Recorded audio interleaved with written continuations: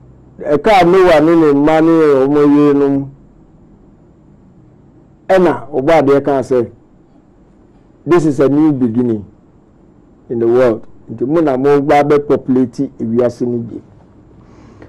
Na beni church la odi be ewiase no e be kire en say no one in ye emma mema mi ensa no. Wo mu na mba ye the fathers of Asia for we say bia before Asia for crowd the yellow man and aba ho say onu no be omo papa na yaba Europe also the Japheth abaho so onu no father of Europeans where the European picture and aba Ham there so he van ye continue so he van ye nya ye so on domain nti on e be tuntum nti on de e before e ho na ye nso e pie free ya ye baaye nti no de on ka no enipa bebe gidi e so mu ye ram the books any ho ne man so buy na enkola magazine bi titi na pictures text in the kakra but pictures ni nema eka and on the buy say these are the races in the world. You can the front cover of the magazine near from knowledge magazine needing knowledge into the next picture. The next picture no abodi edaso no knowledge number 27 volume 3. Sa picture no mo fa ento so emaye. Enti me amami ensano baako the offer no de ne ham on e domain no ona abibifofi ni mu bai ena sem ona won finfin no ona nam no so a kunfu ni omo aka ni nyina ebaye ena Japheth ona wosoro no ono so ena nam no so oyinshira oni broni a ya bo ni tire ye de na ba ya baji adi sase mo ya kire ama ya baji adi se ena no aya na won se eba ni se ebi se no amari nyina no emama mi ensano omu ya free maami baako papa baako no omu ya before ya wo so ansana flood eba enti no mu asasi so no aye bia na baako ya Chinese baako ya Breni na baako so ya bibini ana aye jidi ya je bia meme aye bi se we tiri se enam wo mu sunti no na ewiase enyina aba ya second picture the second is the same you see by okay no picture no knowledge na babudi da so no knowledge number 27 volume 3 the races of the world origin sa picture na ready am fanto so mai eni no enam before miensa ene wa mo yire no mu no le pa ya pro mo gu ho Bruni yani bibini lani ena ase ye China ne Australia ne omo ne mukeka ho ena edi ama se yanyini na ye no kure ya gidi so onyi e kire se ebi ba nyina no mu ya bibifo eje e dey na baako ya wo mo nam ha obi ani so wo mu ni no eto wi ase ese na mo mu so ye behwem se saleti ana se ye saleti in any case no se ye ba behwem na ya hudi wo mu a ye the last picture and the manuasi because we see na dey introduction papa kwam into your last picture no say the last picture no abodi da so no here the African Heritage Study Bible original okay the original African Heritage Study Bible. Noah and his sons building the ark. What's our picture no and to Somaye? Okay. And he said, no, I mean, ma, no more hands on a flat neighbor. No, meaning the same stock there. No, meaning I before. And the man will see ya. Now, next week in the bar, I want to know about the go into detail. Okay. Offer, me pacho abusiafo ni nyina eda wano ase. Sedela, me pacho mo de mumbie montwa me kakra na me fa messages kakra nsa na mo bi line atomo na afi ya fa course kakra isan se ene de se emre kakra wo homa ya ebetimi dia kenkan messages ni kakra. Okay, we here. I say, please, good afternoon. How are you, my elders? Please, if Adam and message in a month, please, good afternoon. How are you, my elders? Please, if Adam and Eve were blacks, where did we get the white? And if they were white, where did we get the blacks?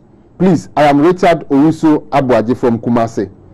Okay, a message. No. Please, can I get the book you are using and the video?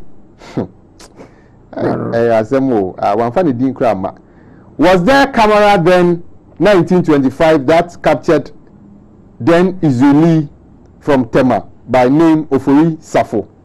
Yo, oh dear no. You can say technology. Ne wo fiti Mali, Timbuktu. I know there one say. You can kind books one say papa. Glory be to Wafa. Poku Dankwa, the true prophet of Yah, Daniel of our time. Ayuko Zakaria Wenchi. Okay, yo. We say hello, I love your program very much. Watching live from Mamponting. My name is Junior. Junior Yedase. Say Uguso Ehwe live. Okay.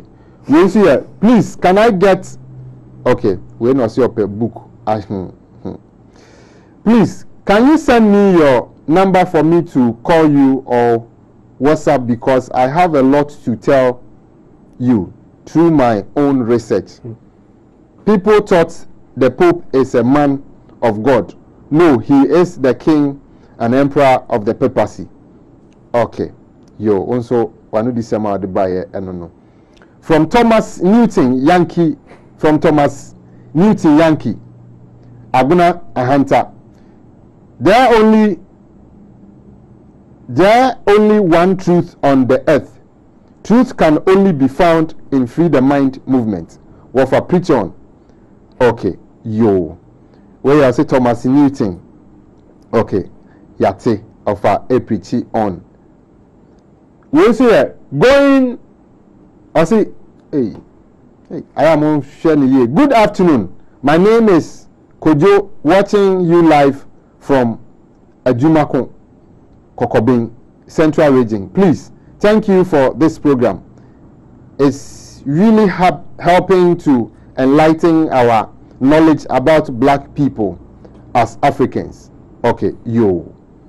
And also yes, it is true that white people comes out of black people. Bill Clinton, the 42 or 42nd president of United States, even admitted when he visited Ghana decades ago. Thanks to Wafa Yao for insightful piece, Mr. Apia Tadi. Okay, Mr. Apia, yo. Say this in there. Which continent have most fantastic numerous deserts? Is it Africa, Egypt? Is it Africa, Egypt, traditional country? O question no. Senya ubisa no. Okay.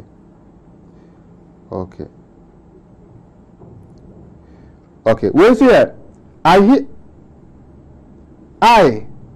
hear some pastors 2028 is end of the world. Tell Papa, is he free from question nibium? Why na fabra na we know ne kind of adding. What a great teacher we have in Ghana. May Yah keep bless this man and protect his going and coming. Kwasi upon from Brady number 1. Okay. Well, hi, I am Fifi and I want to join Feed the Mind movement. What's up? Okay, yo, yate, WhatsApp number near them. Please, I'm Solomon from Kumasi. Keep the good work you are doing. Keep the good work you are doing. Please add me to your WhatsApp. Okay, yo. We also thanks, offer. We just happen or 20 ama. Good afternoon. My name is Stephen, and I'm watching you live from Akwatia in the Eastern, and I love what you guys are doing. Good, God bless you all. Yo, Yate. What is the meaning of the name God? Please, not who the name is, but the meaning of God. What is the meaning? Semo. Hi, good afternoon. I'm Isaac from Manso in Siana. I agreed with you. You agree with us, eh? Okay, yo, Yate. Okay. Hey, Afa, message is in there, no, but never. Okay. I am Shadrach. Please tell Wafa that he has opened my eyes and mind very well. Thank you, Master. Yo, Wafa Ate. Hit Baba Africa. Hit Baba Africa. Please. So where is from the white? Yo. I know there. Of a big no. Of a say na de no ye papa kwemu na anu ye beba. Please, I want to know who wrong the Bible from.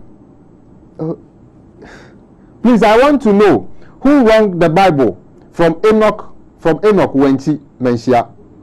Hey, the question okay. I know yeah, the Bible. Who wrote the Bible? Okay, no, person can wrote mum. Okay. Actually, okay. Actually, of actually, say oh can say who wrote the of actually say before Bible before the church. I'm a pictures Russia a year di dance across Abraham no Moses or much Bible no or before. Olivia, watching you live from Mankasim. This is wisdom.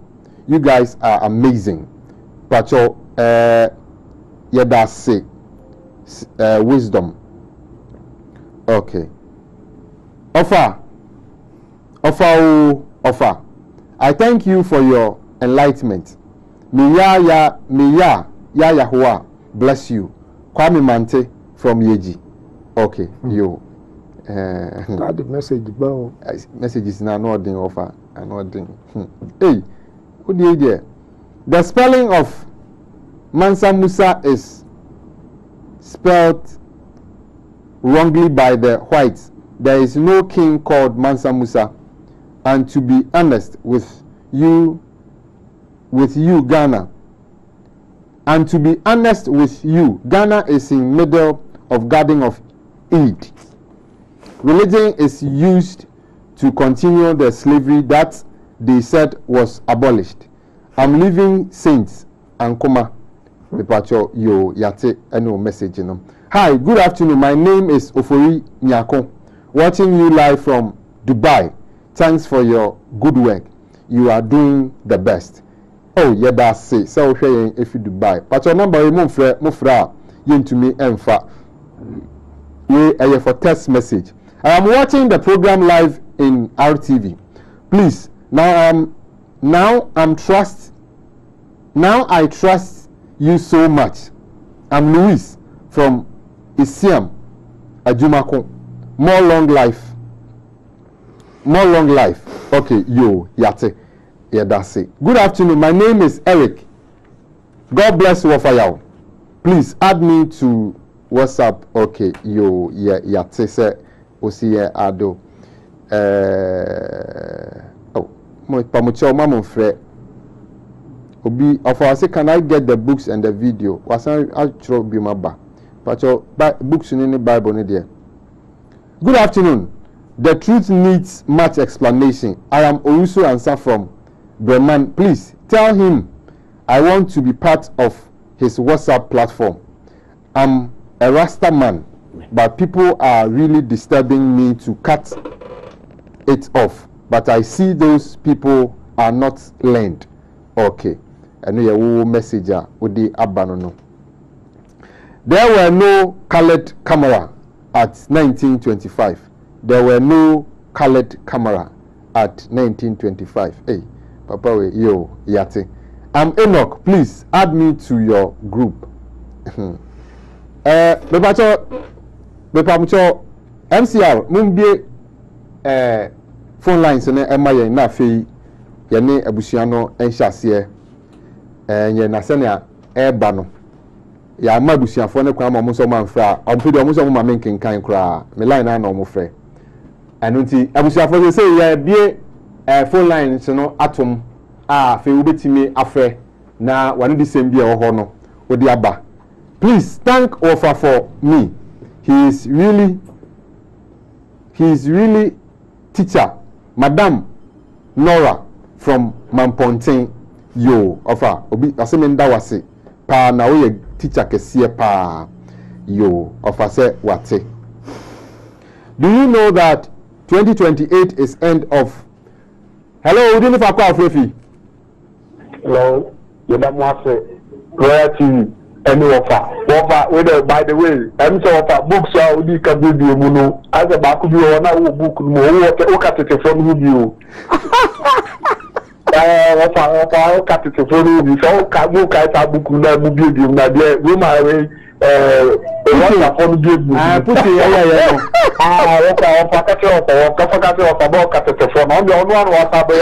image of Moses. Now image of Moses. Your friend is Kudo. Okay. Yeah, that's it. The Ghana program papa.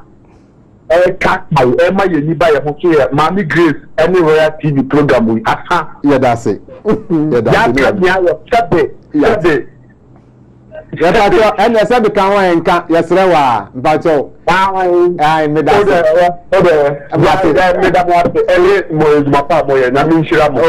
So, yeah, that's it. Do you know that 2028 is the end of the world? Pope stand for Satan.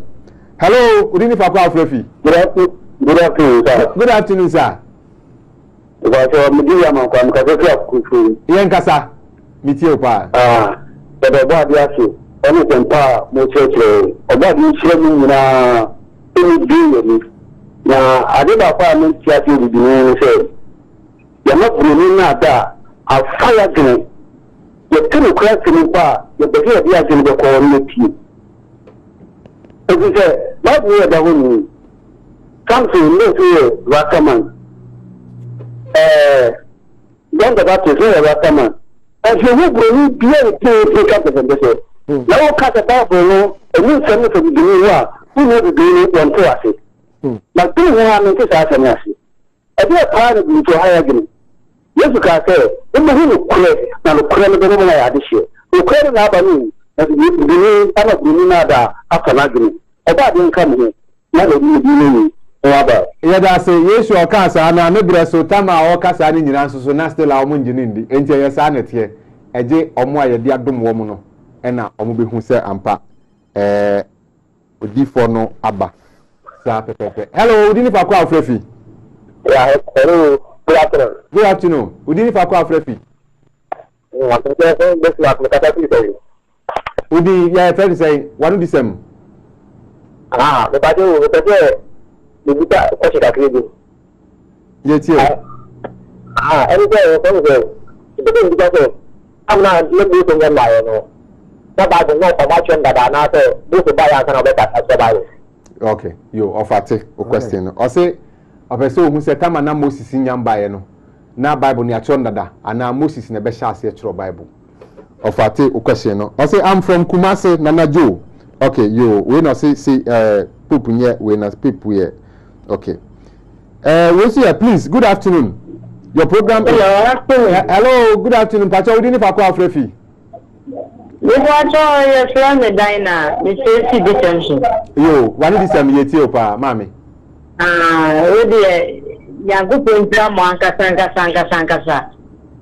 Wagupo Drama, Mamma, you may be any swankasa, ye did BMO, Mamma, not dear, any fire means papa, or man of what in town when you. Yo, now it's in town, yes, yeah, that's it. Please, good afternoon. Your program is very good. Please add me to your WhatsApp. Okay, I'm Isaac, watching you live from Kinkansi. Hello. Good afternoon, sir. Pastor Udini Fakwa Frefi. Pastor FM Junction. Okay, I do this yetio. Before I can say, and come over to translate for that language. And to me, I woman went to Asante film. Never ya months in between participating of my program. Nago Ponishamo, or my family. Mumabwa yate, Nina Esikasem, Mubaba Soya Senior, Yabeshe na Eja, Royal TV, Eno Makano Mabuana, ya pay English section. Hello, Udini Fakwa Frefi. Hello. And Pacho, are you ready? Nini Fiso. Na yenko yenim. What is hello? Dini Fakwa Frefi. Because Ophelia. Yenko yetio. Oh, Mpacho yetio. Oh, went me and so. What is Austrapoly? I think Australopithecus. Hello, Udini Fakwa Frefi. Hello, Udini Fakwa Frefi. But Brahima Takadi. Yanko, Brahima, I know the same. You see a Takadu film to the man movement. You see a come over. Now, yes, so bad, so Emma is taking for a mokoto. Now, you need now, you're about your shuffle. So when you, yes, a super. Well, Obama before you the Tibia. Now, or the Tiana. Can I can mess the nation at the Bama? That's before the time, and now about the Indian. And then after that, the Yalace.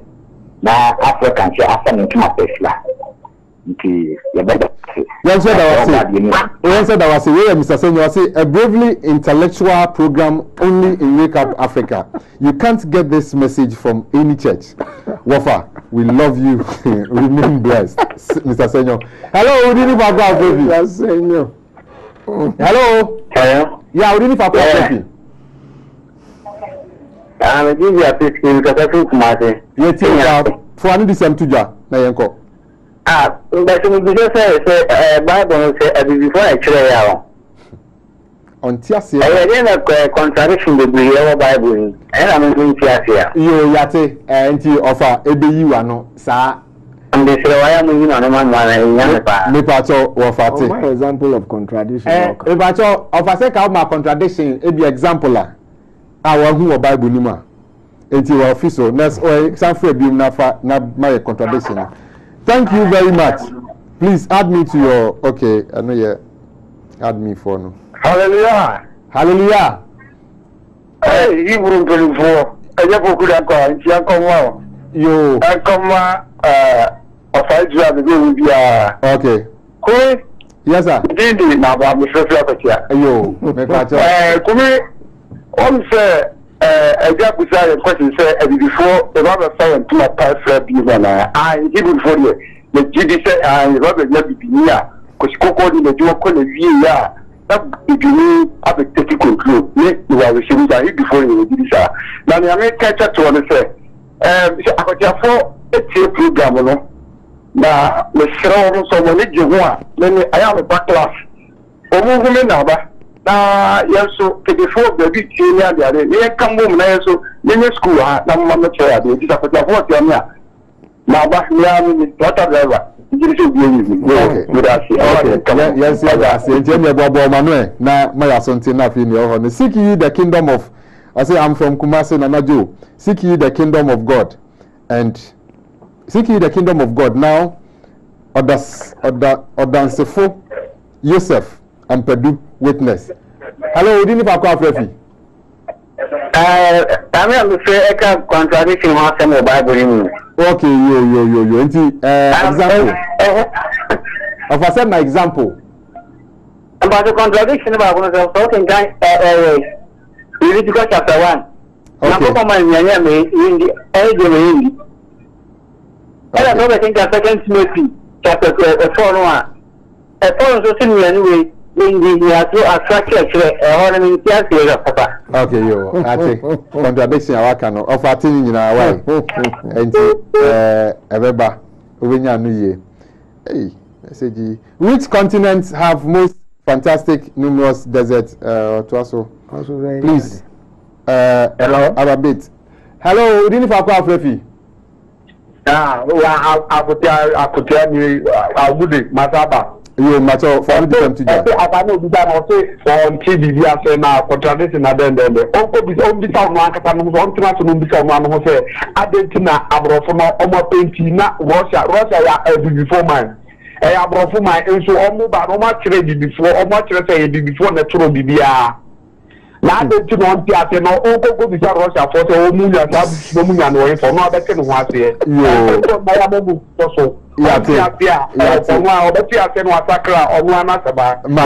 Yeah, that's it. Please, what baffles me is that sculptures were made with clay or soil, which is dark or brown. Drawings were done with dark objects like pencils. Okay, which is dark. Television was in black and white. So I believe that is why we see everything as black and by blacks. Most blacks don't have documented and message in wapa. Ebusia sabi jumedia when you so awuhwe wake up Africa jumedie. Also for Kofi Kumi na metie gwamu na panyi amene di jumedie wo fire opoku dankwa we dem pamocho announcement kitwa bi amedi etwam Kumasi visitation. Okay. Yo Anunti aha ana brebe ma yakwan ma yade dwumadie ni nyina aba awiye apanya me ni di dwumadie ofa ya opoku dankwa a woye executive director edema eku friend Free the Mind movement ene ye share new topic asia ofa se ene no owa woye ni na emu asuko no de ye be the topic ni here will black civilization lead shape and dominate the world again ene your question ofa ibisa eno na medija abusuani nyina medi ani Kofi Kumi awade ya dom na se odom ye ya dasene ye besen hia akra obia